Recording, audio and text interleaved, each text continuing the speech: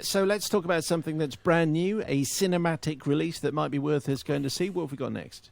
Yes, so The Green Knight, which is the new film by David Lowery. It says at the beginning, a filmed adaptation of Sir Gawain and the Green Knight, from Lowery, who made Ain't Them Bodies Saints and Ghost Story and Old Man and the Gun.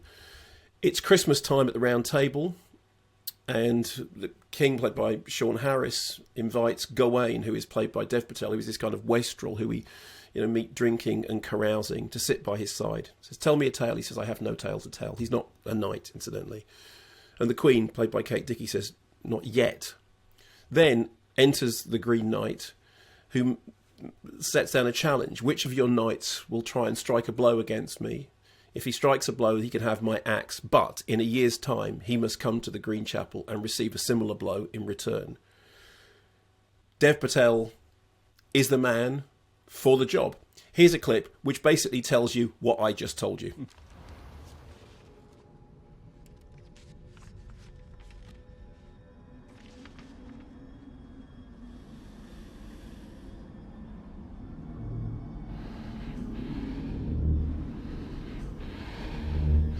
O greatest of kings, indulge me in this friendly Christmas game.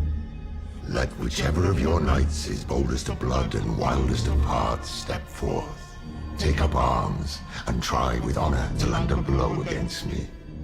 Whomsoever nicks me shall lay claim to this my arm. Its glory and riches shall be thine. But thy champ must bind himself to this. Should he land a blow, then 1 year and Yuletide hence he must seek me out yonder. So apologies for breaking the cardinal radio rule of saying something and then going to a clip which says the same thing. But Gawain accepts the challenge, beheads the knight, not thinking through, what that means, which is that in a year's time he will have to go, because of course the knight then picks up his head and goes off. And then the year comes round, the year is sort of spent with more drinking and carousing and drunkenness and general sort of wastrel behaviour. But then he must go on his quest to find the chapel and fulfil his half of the bargain. I thought this was just wonderful. It has about it a sense of mystery and intrigue and cinematic poetry that I think is rare. There's a number of reasons. One of them is that Dev Patel is perfectly cast. Dev Patel has the ability to play strength and weakness completely simultaneously, to play a character who is genuinely troubled, genuinely torn, because so much of this adaptation is about ambiguity, is about characters being more than one thing, being split. I mean, cast members playing more than one role, conflations from the original text, key sort of parts of the chessboard shifted around, but the central theme still absolutely central.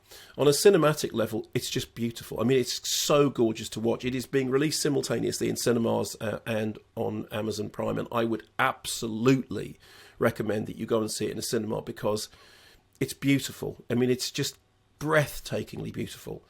It has a sense of mystery and intrigue about it. As I said, you and I were talking earlier on, it's quite interesting that David Lowery does cite Monty Python and the Holy Grail as one of the great Arthurian cinematic texts, alongside Robert Bresson and John Borman and all that stuff. But this film, it creates a world. It creates its own world that is tangible and mossy, and you can smell the environment, you can feel the seasons changing.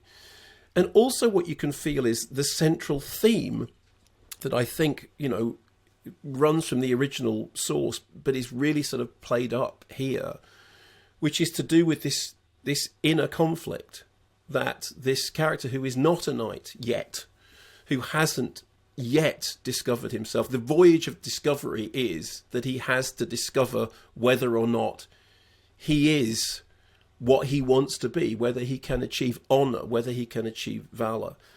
There are audacious moments in it that visually kind of, lean toward the horror genre. There are moments that lean towards myth, but not in a kind of cod way. There's nothing cod about this at all.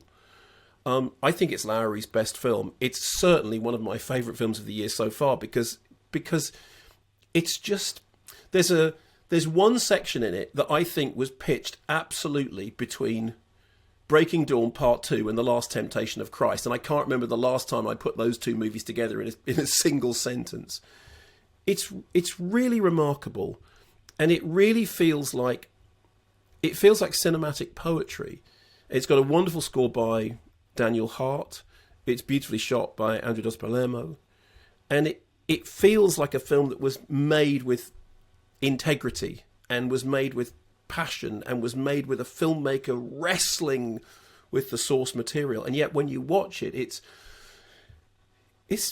really remarkable. It is a really remarkable piece of work. It's The Green Knight, and it's in cinemas. You might have to sort of seek around, because I think it's a limited release perhaps, but as I said, I would advise you to find it in a cinema, because it's just something else. I've seen it twice. I'm going to watch it again.